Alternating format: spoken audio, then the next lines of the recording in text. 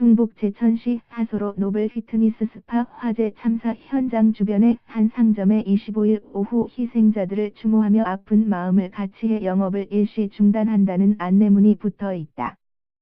제천/사인 이정우 선임기자 @hani.co.kr 지난 21일 오후 3시 53분 충북 제천소방서에 출동 명령이 떨어졌다. 제천시 하소동 노블 피트니스 앤 스파, 옛 두손 스포리움, 사우나, 헬스클럽 등 복합 스포츠센터다 소방서에서 멀지 않다. 신고 7분 만인 오후 4시께 현장에 도착했다. 지휘차에 4명이 타고 펌프차 2대에 6명, 구급차 1대에 3명 등 13명이 출동했다. 1층 주차장 부근 차량 15대에서 연쇄적으로 불이 나 펌프차로 불을 끄기 시작했다. 이어 사다리차와 굴절차 등이 출동했다. 하지만 주변의 불법 주차 차량으로 현장 접근이 쉽지 않았다. 4시 9분께 구조요원 4명 등 가용인력 33명이 모두 현장에서 진화에 나섰다. 그 사이 인근 충북 단양 청주뿐만 아니라 강원 영월 원주에까지 소방 인력 증원을 요청했다.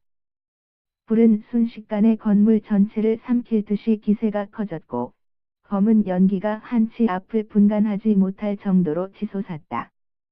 주변에선 가족이 안에 있으니 목욕탕 유리창을 깨달라, 빨리 들어가서 구조해달라는 소리가 터져 나왔다. 하지만 소방관들은 주차장 차량 화재 진압에 집중했다. 이상민 제천소방서장은 당시 주차장 불이 워낙 거센 데다 출입문 쪽에 차량이 타고 있어 불길이 새고 유독성 연기가 너무 짙어 접근할 수 없는 상태였다. 화재가 어느 정도 진압돼야 길을 내 구조대를 투입할 수 있다고 설명했다. 유리창은 왜 안 깼을까? 유족들은 지난 23일 합동 감식을 참관한 뒤 소방당국이 유리창만 깼더라면 다 살 수 있었다며 초동조처를 강하게 비판했다. 당시 소방관들은 건물 외벽에서 시민 등을 구조하다 4시 38분께 유리창을 깨고 내부 진입을 시도했다. 제천소방서 쪽은 구조 매뉴얼상 눈에 보이는 구조가 필요한 사람을 먼저 구해야 한다고 했다. 25일 화재 현장에서 만난 이일 충북소방본부장은 당시 유리창을 안 깬 게 아니라 사람이 없었다고 말했다. 화재 당일 오후부터 현장을 지킨 이 본부장은 화재 진압과 구조는 다르다. 구조대는 9분 뒤 현장에 출동했다. 제천소방서의 구조 인력은 4명뿐이다. 당시 현장에서 대응할 인력이 없었다고 말했다.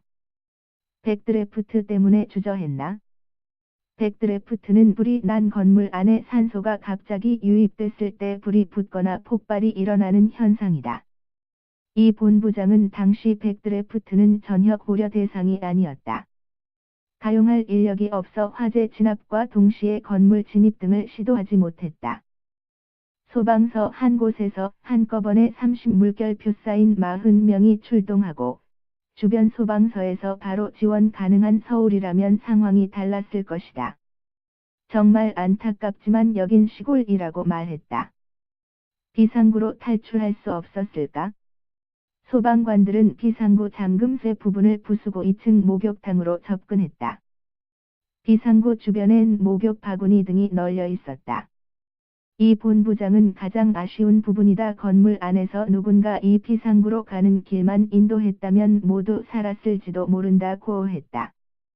드라이비트가 화재 주범일까?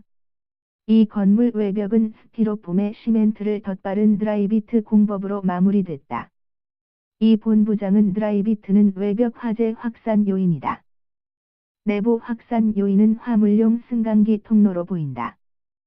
방화벽처럼 차단해야 하는데 가연성 소재라 효과가 없었다. 연돌, 굴뚝 현상을 일으켜 화재를 빠르게 확산시킨 것으로 보인다고 말했다. 이 본부장은 많은 희생을 막지 못한 현장 책임자로서 유족들에게 머리 숙여 사과한다. 현장 대응, 초동조처 등에 대한 부분은 꼼꼼하게 복기해 볼 계획이다. 다만 현장 책임자로서 인력 부족은 아쉽고도 가슴 아프다. 소방 안전에서 서울과 시골이란 구분은 없어야 한다. 안전은 모든 국민이 공평해야 한다고 말했다.